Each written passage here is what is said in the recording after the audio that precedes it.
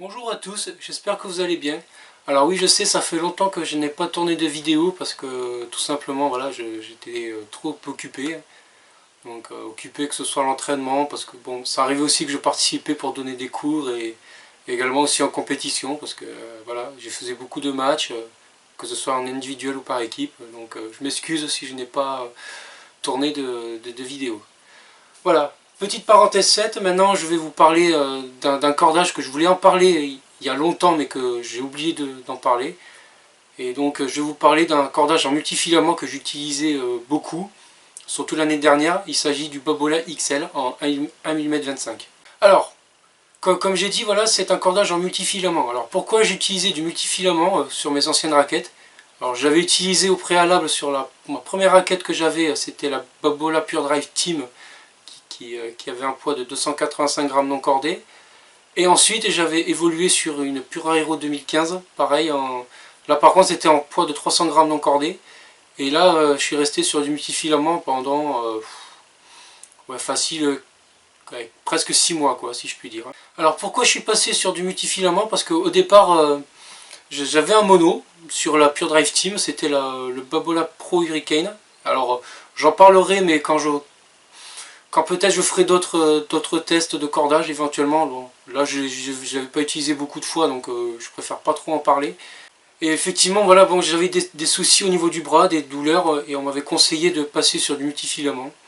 Et bon, transition faite, comme je connais, enfin, comme on avait beaucoup parlé du Babolat XL, je me suis dit, bon allez, bah, c'est tant mieux, hein, je vais tester. Et puis, donc j'ai joué avec, voilà, j'ai beaucoup d'entraînement, beaucoup de matchs aussi.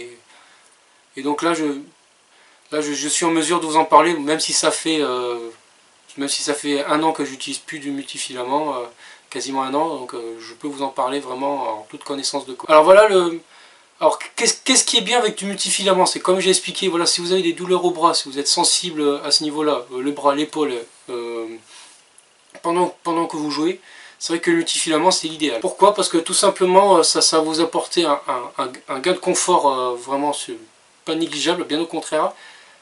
Après, là aussi je vais rentrer un petit peu dans un aspect technique, mais comme j'ai expliqué dans une autre vidéo sur les cordages, le multifilament justement c'est une corde très élastique, à tel point qu'on conseille de l'attendre vraiment un peu plus que ce qu'on mettrait sur du mono. Donc en effet au début voilà, j'avais une tension qui tournait autour de 24 kg, après je suis passé à 24,5, et après à un moment donné j'avais trouvé la bonne tension pour moi, c'était 25 kg. Ça me convenait très bien, mais sauf que bon, le problème c'est que au bout de 7-8 matchs, ou alors peut-être on va dire une quinzaine d'heures pour moi, j'étais obligé de changer le cordage parce que justement ça commençait à s'effriter, l'usure était là. Et donc voilà, bon, c'est vrai que l'avantage du multifilament c'est, comme je dis, une corde très élastique, donc plus de puissance.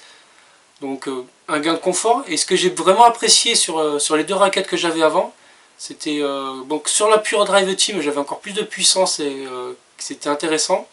Et sur la Pure Aero c'était bien aussi, et surtout si je mettais du lift, c'est ce qui était bien aussi avec, c'est que justement je pouvais mettre du lift et du coup je perdais, voilà, je perdais pas trop justement on va dire, que ce soit en puissance ou même en, comment dirais-je, en contrôle.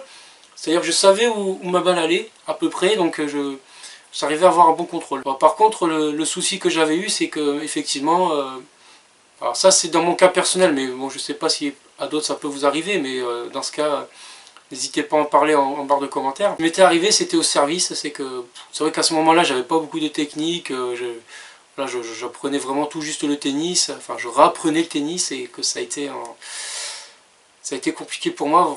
Je veux dire à tel point que par exemple sur des matchs, voilà, je faisais 20 doubles fautes à peu près, alors que maintenant le paradoxe c'est que j'en fais 5 fois moins quoi. Enfin, peut-être pas 5 fois moins, mais ça m'arrive d'en faire un peu plus de 5, des fois moins, enfin voilà, peu importe. Mais par contre voilà, le défaut que j'ai eu c'était au service, et que c'est vrai que c'est un cordage qui est vraiment intéressant, vraiment, si vous, voilà, si vous ne cassez pas beaucoup.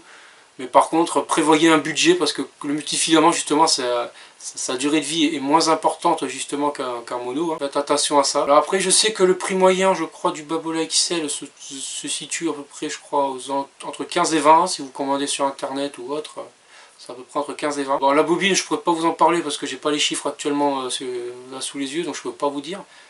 Mais vraiment, voilà, si vous ne cassez, enfin, si vraiment vous aimez le multifilament et, et voilà, si vous aimez vraiment jouer avec du multifilament, même faire découvrir à un enfant ou un jeune, vraiment le Bobola XL il est top, hein, il est excellent. Par contre, voilà, durée de vie, faites attention à ça. Alors par contre, bon, je vais juste m'arrêter sur cette vidéo parce que je ne vais pas en parler des milliers des heures parce que ça sert à rien, parce que voilà, tout simplement, j'ai fait à peu près le tour.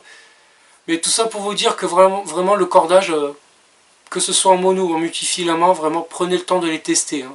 C'est-à-dire, ne vous faites pas un avis sur un entraînement, je vous le redis à chaque fois, mais même sur un match d'entraînement. Testez sur plusieurs heures, quitte à changer une fois de cordage. Ça vous permettra justement de vous y habituer, de ressentir d'autres sensations, hein. Et là par contre c'est pareil. Si admettons vous étiez en monofilament et que vous passez sur du multi, n'ayez pas peur justement de tendre un peu plus et de monter à peu près à 2 kg, hein.